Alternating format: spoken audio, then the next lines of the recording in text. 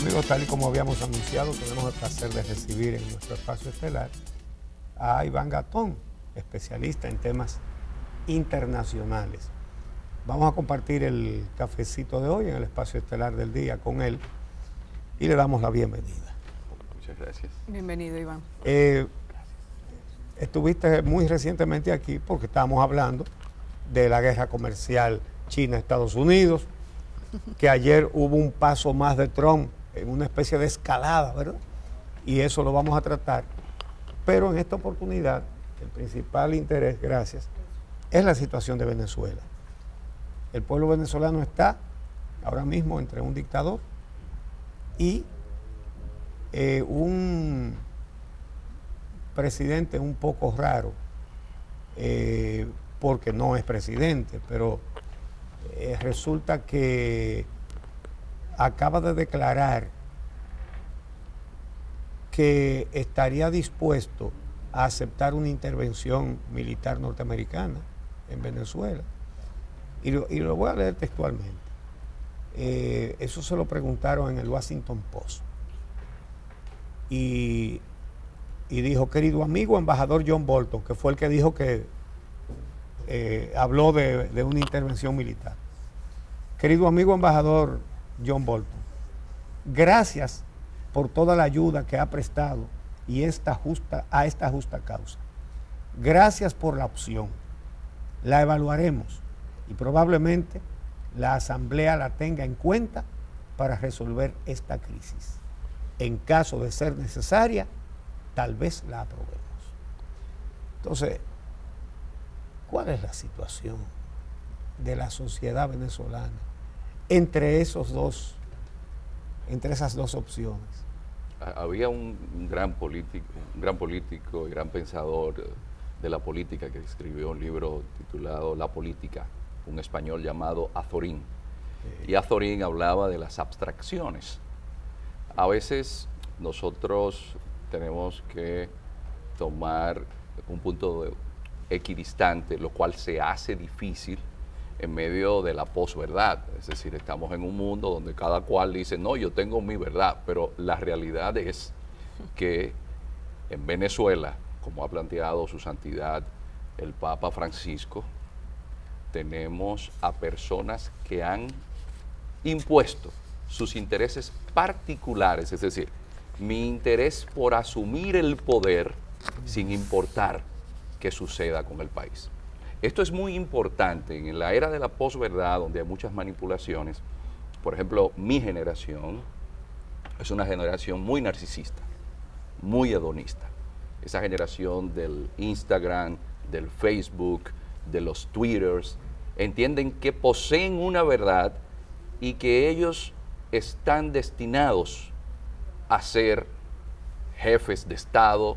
Usted hace una encuesta y la mayoría de la gente de mi generación que tienen una maestría, es como decía don Telo Troncoso, Lilis le decía a don Telo Troncoso, saben de todo y entienden de nada. ¿Por qué? Porque hay un referente que es la política como una acción vocacional para usted transformar positivamente y dejar el mundo mejor que como usted lo encontró.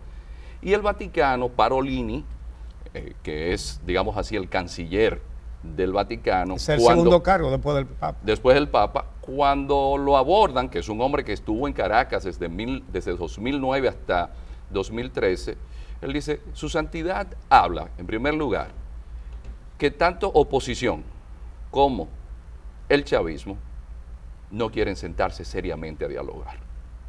Y el gran temor del Papa, y el Papa lo dijo en el vuelo que hizo desde Panamá a Roma, cuando hubo el encuentro de las juventudes, decía: mi gran temor es ver sangre en Venezuela. Señores, cuando ustedes leen un informe del Departamento de Estado del año 2011 que habla sobre el jefe del partido al cual pertenece Guaidó, Leopoldo López, ¿usted sabe cuál es la definición que le da el Departamento de Estado? Arrogante, prepotente, vengativo, sediento de poder. Sin embargo, tiene gran carisma. Pero oiga cuáles son las cualidades que le endilga. Uno de los grandes... Pero no sé, porque no encaja mucho con esa prepotencia el hecho de, mientras se llama a la gente a salir a la calle, él ir a guardarse a una embajada. Claro, está hablando del informe del 2011. Sí, yo sé, pero digo que como que ahora viéndolo, que en lugar de estar en la calle, igual que Guaidó, entonces se guarda. Sí, pero también aquí estamos viendo algo que nos llama también a reflexionar, y es lo siguiente. Es un país de los más ricos del planeta. Sin embargo, su élite política ha sido capaz de sacrificar en el altar de las aspiraciones de las grandes potencias el interés nacional. Porque vamos a estar claros, Sí. Guaidó no es Guaidó si no tiene detrás a quien tiene detrás. Es decir, como decía el presidente Trump cuando recibe a la esposa de Guaidó en la Casa Blanca, dice, Rusia tiene que salir. Pero por otro lado, Pompeo remacha y dice, es que los cubanos que manejan la inteligencia y la contrainteligencia, y es que los rusos y los chinos son los que mantienen a Maduro. Algo importante la semana pasada, después del intento de golpe de Estado a Maduro, porque de facto a Maduro lo reconocen más países que los que reconocen a Guaidó. Sí, porque viven diciendo, a Guaidó lo reconocen más de 50 países. ¿Y cuántos reconocen el gobierno de Maduro? Y ante la convención de Son Viena, casi 200 países que tenemos. 193. Exacto. Entonces, tenemos que en las Naciones Unidas, el canciller que reciben, ¿a quién es? Es a Arreaza. Es decir, un problema que Sí. tiene la diplomacia española ahora, y lo decía Borrell, que incluso se ha dicho que Borrell dijo que fue insensato del PSOE, Sí. reconocer a Sí. Guaidó. Y que los del PSOE lo admiten, además, por lo bajo, ¿no? Eso lo publicó El País hace como 3 o 4 días. Porque ven a un presidente que no tiene una estrategia clara y sobre todo un temor que tiene el PSOE y que lo ha expresado Borrell. Lo que dice El País es que los políticos del PP que criticaron esa decisión han dicho que al comentárselo a los del PSOE admiten que sí, que fue una metida de pata. Sí, es que el problema radica en lo siguiente. Hay un orden internacional bajo una convención de Viena de derechos de tratados y reconocimiento de los gobiernos, y en Naciones Unidas quien está es el gobierno de Maduro. Y de facto, porque esto es importante, Guaidó no maneja un solo ministerio. El gobierno de facto, de hecho, quien lo tiene es Maduro. Pero la gran preocupación, y por eso quería llegar al punto que preocupa a la diplomacia europea y que preocupa a toda la gente sensata del planeta, es ver cómo las disputas políticas dentro de la élite venezolana, por eso digo que es un problema de una era de posverdad, gente que se creen que si ellos no se levantan mañana, el sol no va a salir, están dispuestos a llevar a una cruenta guerra civil que no solamente va a afectar a Venezuela. Si en Venezuela hay una guerra civil o hay una intervención militar americana, que evidentemente no importa que estén los misiles S-300 rusos, no importa que haya inteligencia cubana, nadie puede con el poder militar Iván, de Estados Unidos. ¿Cómo analizarías los sucesos de la pasada semana?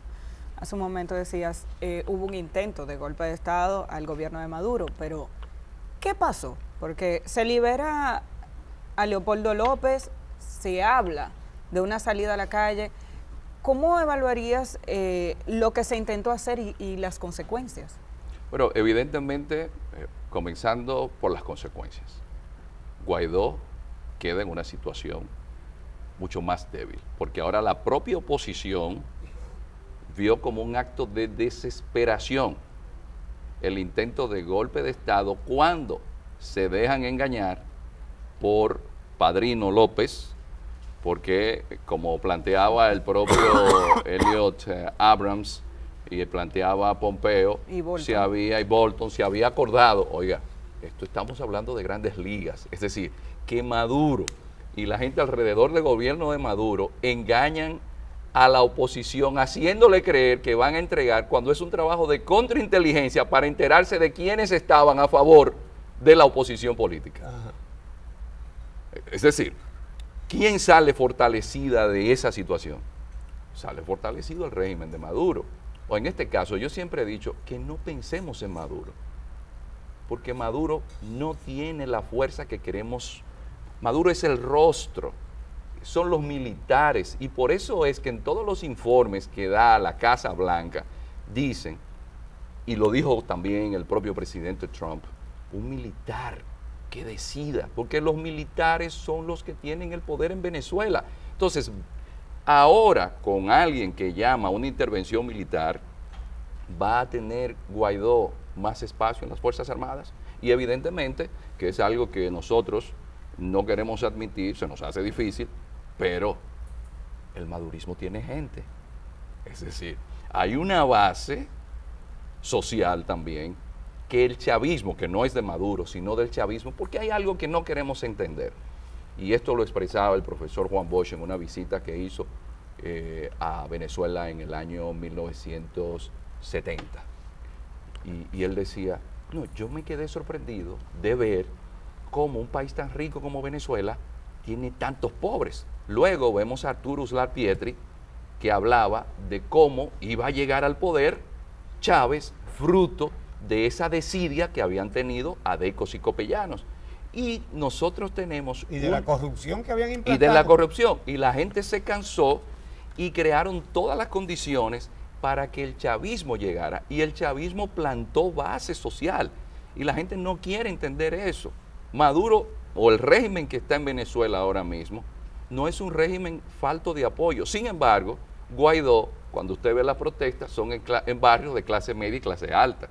Es decir, contrario a lo que usted diría que en República Dominicana usted va a tener protestas en sectores populares, sería como que el caso de que en República Dominicana las protestas están en Naco y en el Piantini. Es decir, cuando usted ve los sectores donde hay guarimba, donde están los guarimberos, son mayormente en esos sectores. Y es que la sociedad venezolana, y esto sí es importante, la democracia ha sufrido una puñalada muy fuerte en esta era de posverdad.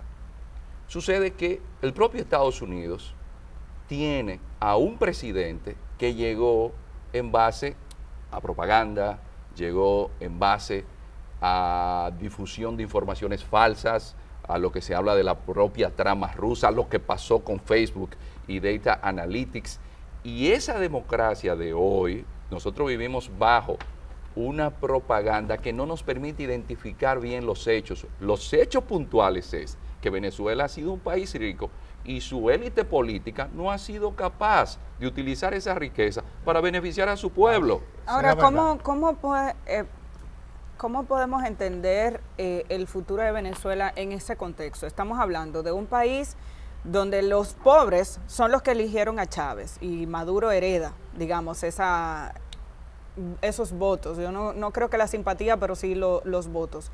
Pero Maduro llega al poder en esta ocasión bajo unas elecciones que han sido cuestionadas. A diferencia de las pasadas elecciones, en esta ocasión estamos hablando de unas elecciones que han sido cuestionadas a nivel general por lo que hubo alrededor de esas elecciones.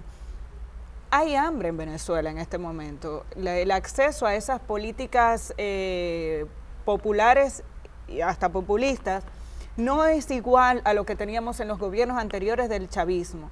Y una oposición que está en la calle y que no tiene la fuerza de hace algunos años, no está Capriles en la calle. Eso llama la atención, que no es Capriles, es Guaidó. ¿Y por qué? Entonces, ¿a dónde nos lleva la situación de Venezuela en el contexto de lo que estamos viviendo ahora? Un Maduro que sigue en el poder de facto, pero que llegó bajo esas condiciones a unas elecciones cuestionadas, y una oposición que evidentemente no tiene la fuerza tampoco para forzar un diálogo real. Pero recordemos que Capriles perdió de Maduro con menos de un 2%. La salida de la oposición era seguir articulándose en un proyecto que les permitiera a ellos, por la votación, porque no tienen la mayoría en el Sí, pero Congreso. entonces gana la Asamblea y Maduro se la anula. Sí, no, pero que en Porque esa es la otra. sí, pero que la propia oposición, don Uchi, ha tenido visión de clan. Maduro, según Foreign Policy, una de las revistas más prestigiosas, decía que el pleito entre Capriles y Leopoldo López era igual que a una telenovela de las venezolanas, Ajá. que siempre tenía un capítulo nuevo. Es decir, la oposición venezolana no ha sabido articularse en un proyecto. Yo lo que quiero es enfatizar en que la salida en Venezuela tiene que ser un llamado a elecciones y una oposición que se cohesione frente al chavismo. Y no vemos cohesión de parte de la oposición para que eso que tú planteas, Amelia, de que se diga, pero mira, la oposición va a ir a unas elecciones con el chavismo y vamos a demostrarle al chavismo que con el hambre que hay, con la situación que tiene Venezuela, lo vamos a sacar, pero no con un voluntad popular, que en el caso de Guaidó, que se desmarca de tener un mejor acercamiento con otros miembros de la oposición y con el chavismo, porque hay un tema con la democracia. La democracia no es simplemente para la élite que llegó al poder, la democracia es para todos los que son ciudadanos de ese país, porque ¿para qué es la ciudadanía? La democracia implica la ciudadanía inmediatamente. Entonces aquí lo que estamos viendo es a políticos con unas ambiciones tan desmedidas que son capaces de llevar a su país a una guerra civil que va a ser una desgracia no solo para Venezuela, eso va a tener unos efectos negativos en toda la región. Vamos a hacer una pausa y regresamos para seguir conversando con Iván Gatón acerca de estos temas tan interesantes. Trump le tiene el punto metido a la guerra económica con China y quisiéramos que cuando regresemos nos diga cuáles son los resultados que ya se están viendo de esa política. Regresamos.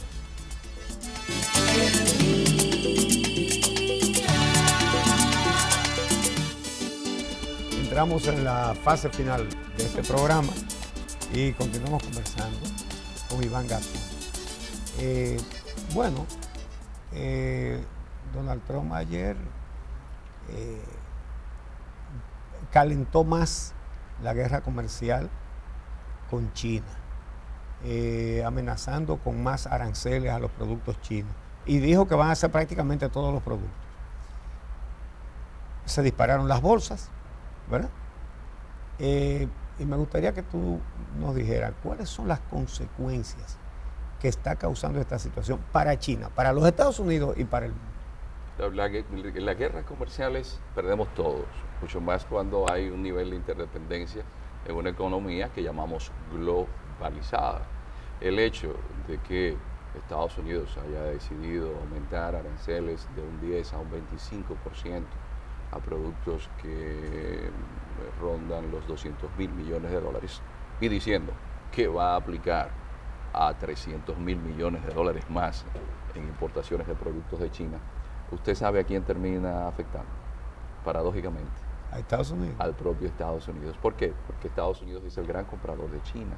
Entonces lo que hacen los compradores que se abastecen desde China, que no van a dejar de tener sus productos en las despensas o en los almacenes, es que aumentan el producto. El precio. El precio del producto. ¿Y qué va a suceder entonces? Que eso va al consumidor. Una de las grandes trampas, y eso lo explicaba ya el gran politólogo Emanuel Wallerstein, es la de la interdependencia de las economías. Esto permite entonces que los países los piensen dos veces para hacer la guerra, porque siempre las guerras han sido económicas. Pero sí, Estados Unidos y China, si bien es cierto que China compra los bonos del tesoro, quien le saca gente de la pobreza a China, dándole empleo, son los propios americanos que compran los productos chinos. Suena como paradójico, pero el matrimonio de Estados Unidos y de China en términos económicos no tiene divorcio. Ahora, ¿qué sucede? Hay una estrategia también de Trump. Hay que ver a Trump como un hombre de negocios.